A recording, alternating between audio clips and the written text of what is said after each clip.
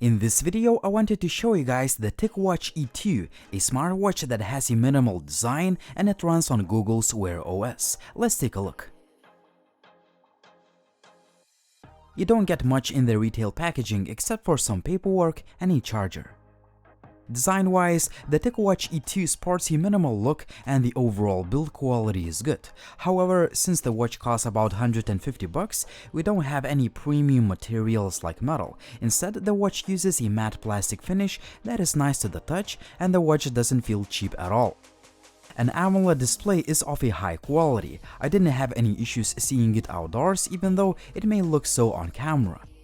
I like deep blacks and great contrast that is typical to AMOLED panels. There are quite a few nice looking watch faces to choose from a classic to modern to minimal look. I like the variety. The watch comes with a 22mm silicone strap that is quite comfortable for the skin, but if you want a bit fancier look, you can easily swap it for the metal or a leather band.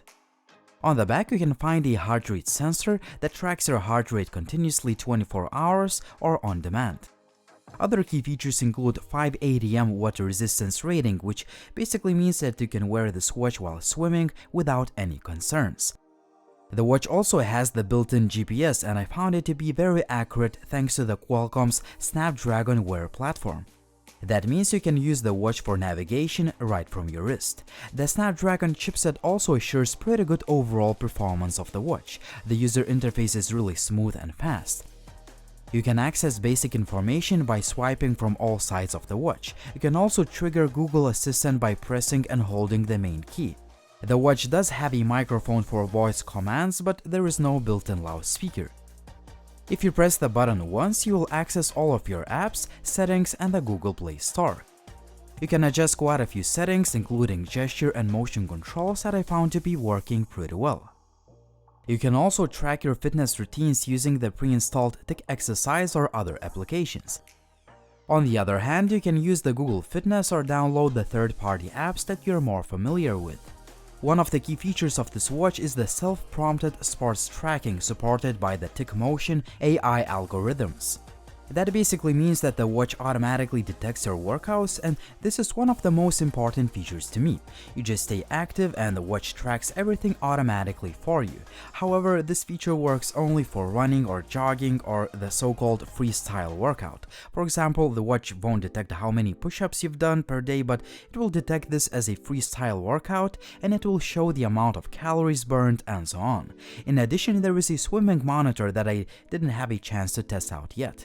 It is set to track your swim style, laps, duration, pace, and so on.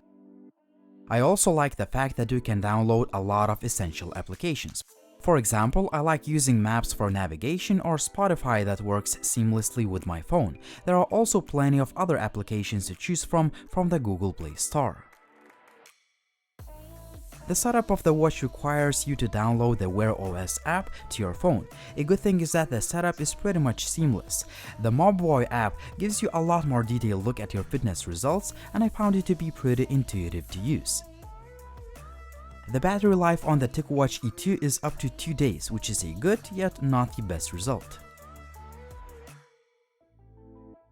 Overall, the Ticwatch E2 is a well-rounded smartwatch. I like its design, great display, good overall performance, feature set, advanced fitness tracking features, and the fact that it comes with a Wear OS, meaning that if I change my phone, it will sync with it in just a matter of seconds.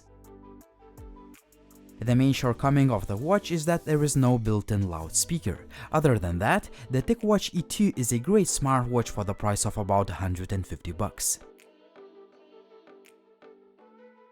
What do you think about the Ticwatch E2? Would you buy this smartwatch or would you choose another option? As always, like the video if you liked it, please drop me a comment down below if you have any questions, please follow me on social media, and as always, it was Linus, thank you for watching and see you soon.